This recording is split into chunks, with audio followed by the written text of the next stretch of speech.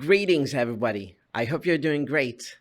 If you want to learn English, you need to go on the plan that you set up for yourself.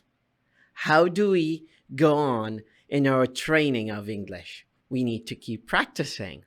In this episode, I am going to walk you through some of the common phrasal verbs in English. Phrasal verbs are common short phrases that use a compound word that has a word like a verb plus a preposition or some additional grammatical aspects that you don't need to learn about. Today we are going to talk about phrasal verbs. What are phrasal verbs? Phrasal verbs are an idiomatic phrase consisting of a verb and another element, typically either an adverb, as in a break, down, and or a preposition. For example, see to, or a combination of both, such as look down on. So in this episode, in this podcast, what we are going to do is just to cover up the majority of the most common phrasal verbs in English to help you understand, synthesize, reproduce them in your daily activity. The key is to use them. So if you use them, you will not lose them. First one I use is actually go on your process of language learning. And the way I use it is because I want you to understand how to incorporate it in your daily conversations and in your daily use of this verb, especially when you want to carry out a certain task that is assigned to you by your professor. Starting from the beginning of the day, you need to set up a plan. To set up a plan is to help your mind particularly focus on this plan and perform it or execute it. For example, you need to pick up a book from your bookstore or your favorite bookstore or your online bookstore or your library that you have at home or at your disposal, or grab it from one of your friends and then try to read it and go through the basic elements of this book and see the kind of plans that this book is telling you about. You need to go back and check your strategies and your plans and see which one worked the best with you when it comes to practicing and executing language in daily life. Once you come back to the one and you settle out, you need to go out and find sources that help you implement this plan to help you produce more language. I think the best way is to think about how am I going to produce more language. Don't think about how much I will consume, but how much I produce. The brain has two components for language: the comprehension motor and the production motor.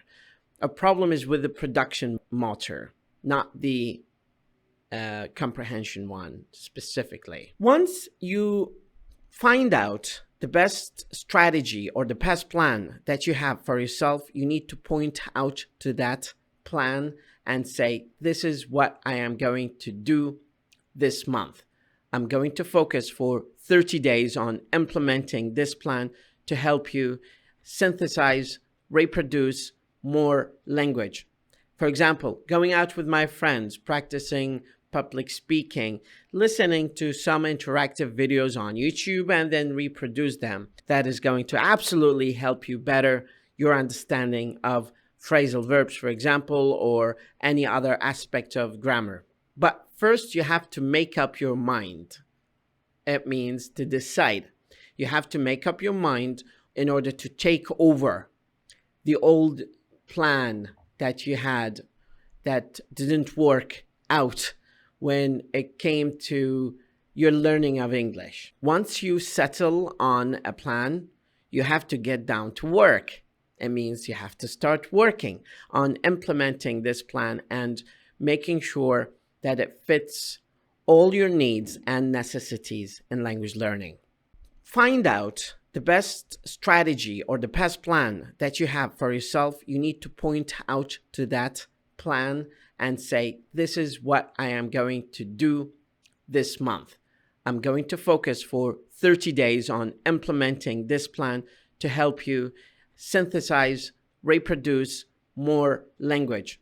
For example, going out with my friends, practicing public speaking, listening to some interactive videos on YouTube, and then reproduce them. Repeat after the speaker, whatever they say. That is going to absolutely help you better your understanding of phrasal verbs, for example, or any other aspect of grammar. But first, you have to make up your mind. It means to decide. You have to make up your mind on the things that you need in order to take over the old plan that you had that didn't work out when it came to your learning of English. Once you settle on a plan, you have to get down to work. It means you have to start working on implementing this plan and making sure that it fits all your needs and necessities in language learning. Once you set out on this journey of language learning, you have to take out as many vocabulary as possible and as many sources as possible to digest, synthesize, and reproduce. If you forget something, you have to go back to it and check it out. I remember one time that I was struggling with memorizing a lot of vocabulary, and it turned out that actually I was learning vocabulary the wrong way. I wanted to learn as many vocabulary and save them in my memory, but it turned out that I have to remember the most common ones and use them in my daily practice. You should not take on as many vocabulary if you don't use them. Ultimately, what you need vocabulary for is to deliver meaning. So you need to maximize your delivery of meaning by remembering and using and reproducing as many of the common vocabulary. Do not give up. You have sometimes to get up in the early morning to implement certain tasks that you assign for yourself on your daily schedule. Stop looking down on yourself. Look up, keep your chin up, and carry on. Never give up. You have sometimes to get out of the box you're thinking and cornering yourself in, and you take out as many sources, try out as many sources to find out the best ones that are suitable for you. Sometimes you come down to a decision where you just settle on 3 or 4 sources. And sometimes you find that some of these sources might put you down. So you have to put up with them and keep using them until they become part of your chemistry and part of your daily activities and daily routine. Sometimes you turn up to find interesting aspects and interesting facts about your learning by keep practicing and finding out things about yourself and about the way you learn. For example, I find that I learn the best 15 minutes before I go to sleep. So I keep that part to myself where I dedicate 15 minutes before I go to sleep to focus on reading something important. You need to get on the track of learning and make sure that you maintain getting on that track consistently for at least a month or 2 to help you get started with your language learning process. Don't look down on yourself when you look back and see where you came from, because all of that has gradually helped you to become who you are right now.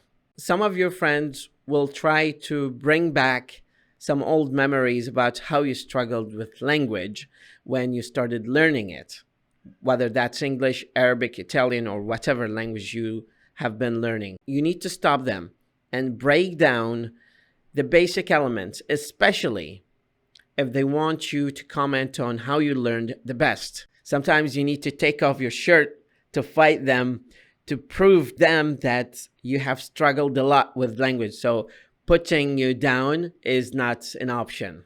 You need to make sure you don't go off on them or explode in anger. to prove to them that you have improved yourself. So if they criticize you, just keep calm and settle down to an agreement with them. They will ask you to go in this debate, everlasting debate of whether British or American or Australian or Canadian accent or dialect is better. So you need to settle down, calm down, and make sure that they understand the difference. And sometimes they need to understand that they are kind of identical or similar in some aspects, unless you want to prove to them that some of them are more common than other dialects. You need to look out when you talk to them about any kind of negative comment, and you tell them, we need to put out this comment because that is going to generate a series of reactions that will put us on fire. So we need to put it out. If you say something bad, you have to take it back and apologize, especially if they are new learners and they want to ask you to give some comments about your learning process.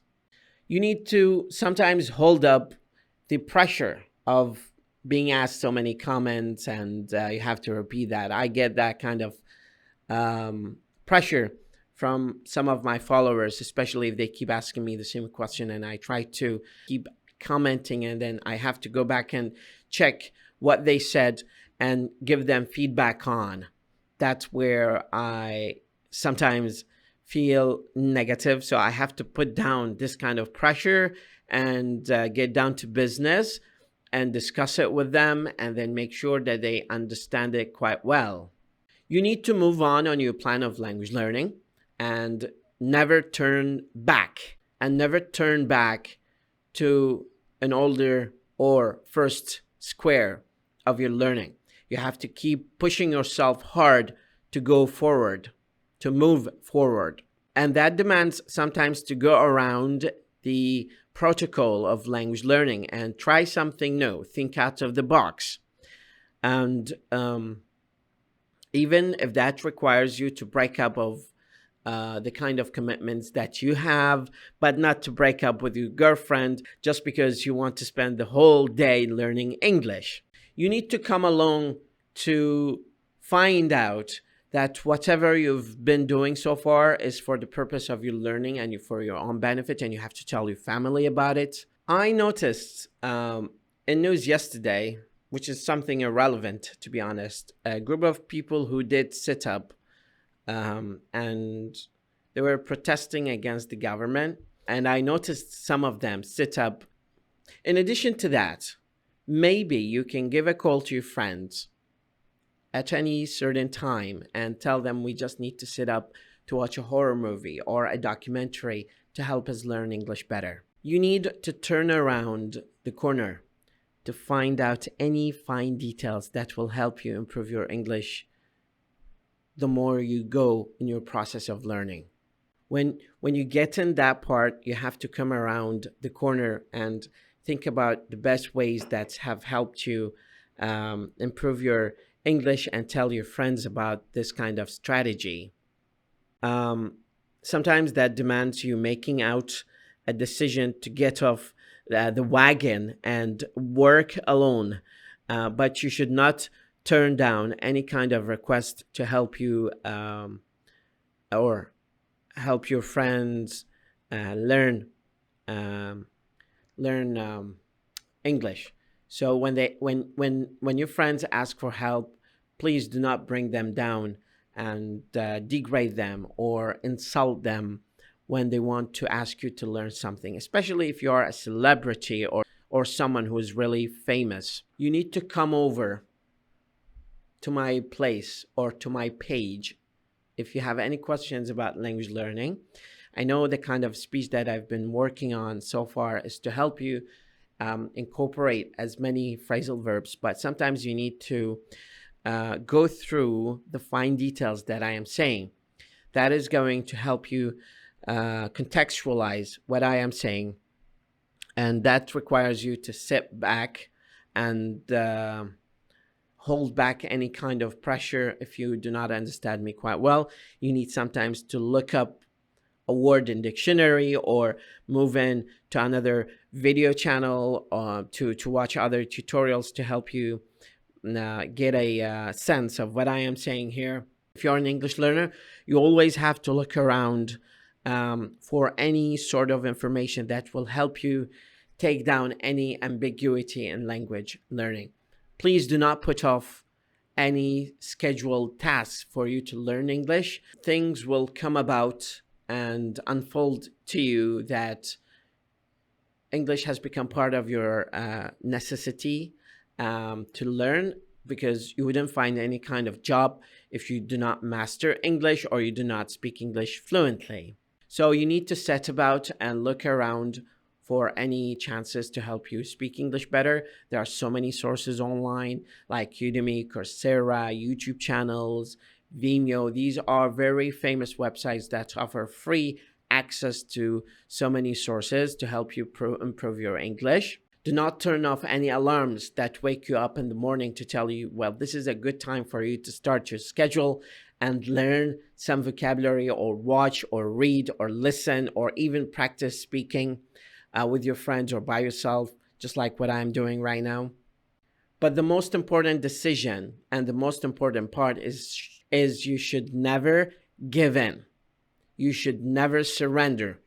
You should never go back to square number one and leave your English just because you feel frustrated. You need, as I said, to move out of the pressure or the box that you're boxing your mind in, to think, well, I'm only going to learn English if I study it. That's not possible. You have to come through this sort of challenge and struggle and find out that there are so many ways and techniques to give out a better hope for you, to give you better hope to improve your English and come off this struggle. And sometimes you come off certain funny occasions where you discover things by chance. So you come off things that are really interesting to you once you start learning. But you have to take in, as I said, so many sources and synthesize them and understand them and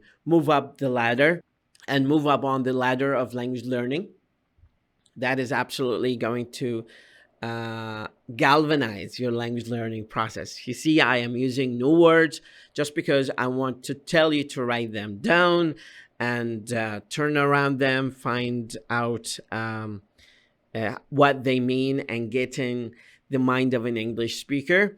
And sometimes that requires you to move back to check certain words in English dictionary to find out what they mean and how English native speakers use them. I am absolutely confident that you will get to this level of satisfaction with language learning and progress of language learning and fluency in language learning by just keep yourself in the loop of practicing to reach to that level of satisfactory with the most common expressions in English, the most common phrasal verbs in English. You notice now that some of the conversation that I've done is irrelevant, part of it, because the issue with this kind of podcast is to incorporate as many phrasal verbs in our discussion as possible to help you understand and contextualize how we use it in certain occasions or situations in our conversation. So what you need to do is have a list of vocabulary and then try to incorporate them in your